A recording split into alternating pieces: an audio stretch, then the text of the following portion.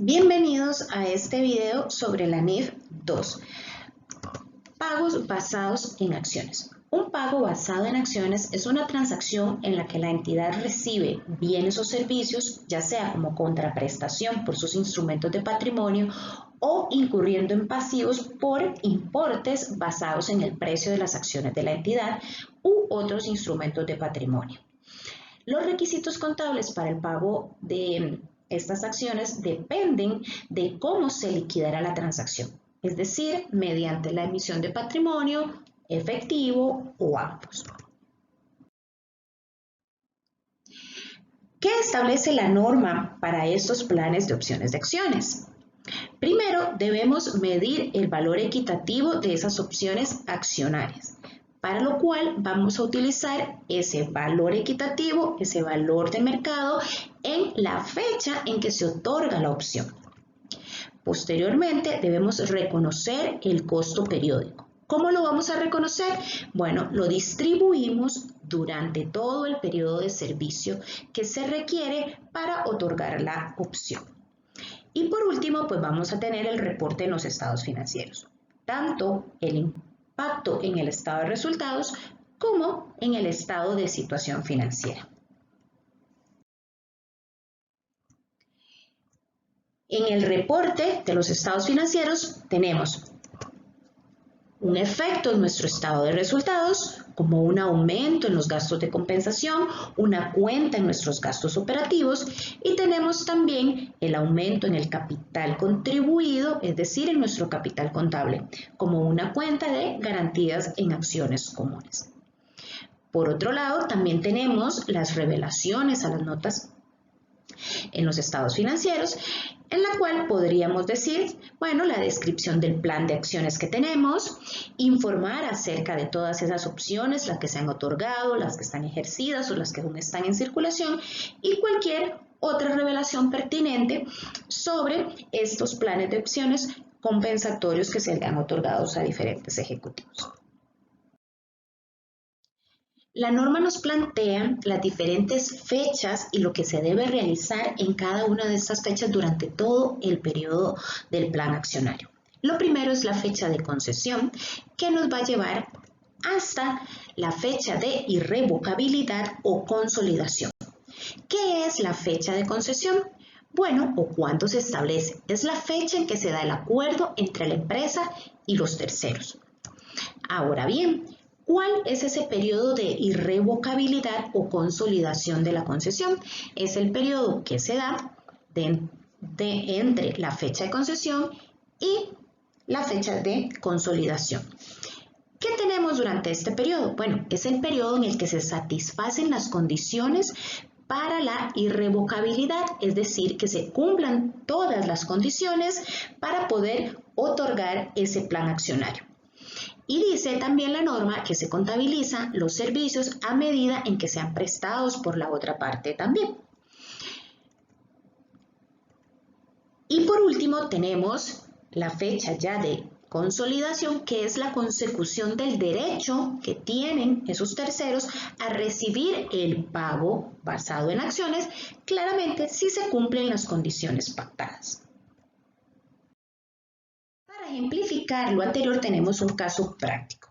El día 1 de junio del 2011, la empresa llega a un acuerdo con sus 12 ejecutivos para otorgar 700 opciones accionarias, con la condición de que permanezcan 3 años en la compañía y que además las ganancias de las acciones aumenten en un 45% sobre el valor establecido al 31 de mayo del 2001. El valor razonable a la fecha de la concesión es de 550 unidades monetarias para esas opciones accionarias, y también con base en un promedio ponderado de probabilidades, la empresa estima que 2 de los directivos de la empresa dejará la entidad antes de cumplirse el plazo de los 3 años exigidos para ejercer la opción. Entonces, para el año 1 tenemos el supuesto de que todos los directivos continúan en la empresa. Claro está, debemos considerar cualquier estimación que la compañía haya realizado. Por lo que tenemos entonces 700 opciones accionarias por 10 ejecutivos, porque esos son los que van a terminar el periodo de los 3 años, según nos lo dice la estimación realizada por la empresa y tenemos que el valor razonable de la opción es de 550. Eso nos da una erogación, un gasto total durante todo el plazo de concesión de 3.850.000 unidades monetarias. De esta manera, según lo dice la norma, debemos registrar conforme vaya avanzando ese periodo de concesión de irrevocabilidad, debemos realizar el ajuste en nuestros registros contables. Entonces, si tenemos que son 3 años por 12, tenemos los meses totales de 36. Pero en el periodo 1 o en el año 1 al 31 de diciembre, cierre de la empresa, han transcurrido 7 meses. 7 meses desde la fecha de concesión hasta nuestro cierre contable. Para lo cual entonces tenemos el gasto del primer año en 748.611. Resultado de dividir los 3.850.000 entre los 36 meses totales multiplicado por los 7 meses transcurridos. De esta manera registramos un gasto por compensación a empleados contra un efecto en nuestro patrimonio con una cuenta garantía en acciones comunes. Ahora bien, para el año 2 vamos con otro supuesto. De 3 directores dejan la empresa durante este año. Entonces, consiguiendo ahora, sabemos que son 700 opciones por 9 ejecutivos, porque ya a los 12 ya no le quitamos 2, sino que le quitamos 3, porque fueron los que dejaron la compañía. O sea, esa es nuestra nueva actualización según las condiciones de nuestro plan accionario. Por el valor razonable de los 550, tenemos ya que nuestro gasto de compensación total cambia a 3.465.000 unidades monetarias. Tenemos entonces que el total de los meses siempre son 36, pero ¿cuántos han transcurrido ya?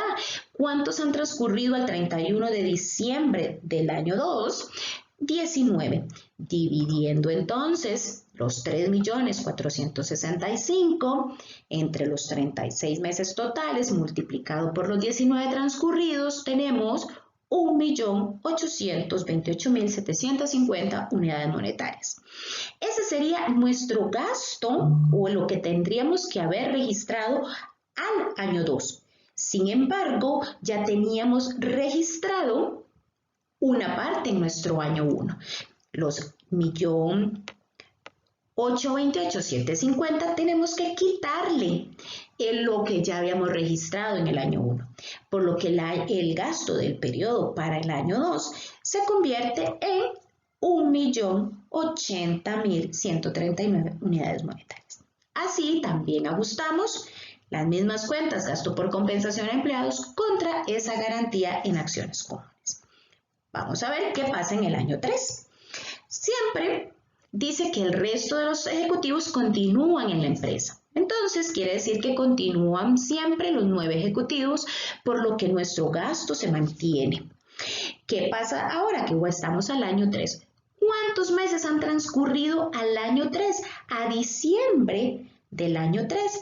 Bueno, ya han transcurrido 31, que se convierten en los 7 primeros, más los 12 del año 2, más los 12 del año 3. De esta manera tenemos que el gasto acumulado al año 3 debe de ser de 2.983.750. Si ese es el acumulado, tenemos que registrar la diferencia a la fecha de cierre. Y igualmente tenemos que restarle los 2 ajustes de los periodos anteriores, para que entonces nuestro gasto del periodo, reconocido de igual manera en un gasto de compensación contra nuestra cuenta garantía en acciones comunes, sea de 1.155.000 unidades monetarias. Llegamos al año 4. El supuesto nos dice que los restantes directivos continúan en la empresa, pero no se cumple con la exigencia en el incremento de las ganancias de las acciones. Por lo tanto, no se puede ejercitar la opción. Ahora bien, tenemos que el último asiento de ajuste realizado fue el 31 de diciembre del año 3 y el vencimiento de las opciones sería el 31 de mayo del año 4, por lo que todavía nos queda un periodo de unos meses por registrar ese gasto de compensación. Ya sabemos que el gasto total compensatorio por los 3 años era de 3.465.000 unidades monetarias. Pero tenemos que registrar lo que nos falta. Entonces, ¿qué hacemos? Bueno, a ese gasto total le restamos todos los ajustes que hemos realizado en los periodos anteriores y tenemos que el gasto del periodo para el año 4 es de 481.250 unidades monetarias. Al registrar en las mismas cuentas gasto por compensación de empleados contra la garantía en acciones comunes, tenemos, y si mayorizamos la cuenta de garantías en acciones comunes, tenemos un total de 4.665.000. Lo que hacemos al expirar esas garantías al que ya no se pueden cumplir, registramos garantía en acciones comunes contra superávit pagado en garantías expiradas. Y por último tenemos el otro supuesto para el año 4, en el que 4 de los directivos ejecutan la opción, dado que sí se cumplen las características en el incremento de las acciones. ¿Qué sucede en este momento? Al ejecutar los directivos estas opciones, la empresa procede a emitir esas acciones para esos ejecutivos. Entonces tenemos que 4 son los ejecutivos por las 700 opciones otorgadas nos da un total de 2.800 acciones a emitir. Okay, procedemos a determinar cuál es el capital social que debemos registrar. Si tenemos un valor nominal por acción de 400 multiplicado por las 2.800 acciones, tenemos un capital social total de 1.120.000 unidades monetarias.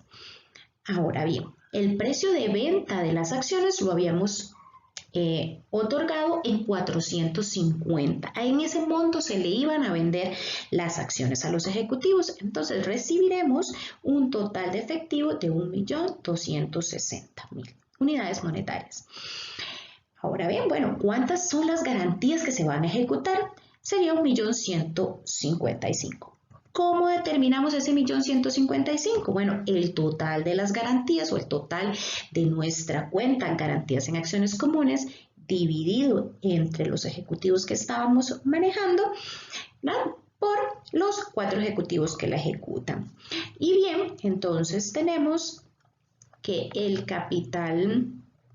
total recibido en efectivo más nuestras garantías ejecutadas menos obviamente nuestro capital social, que es el valor nominal, quiere decir que tenemos una prima en acciones de 1.295.000 unidades monetarias. De esta manera recibimos nuestro banco, reducimos nuestras garantías en acciones comunes y emitimos nuestras acciones y nuestro efecto en patrimonio.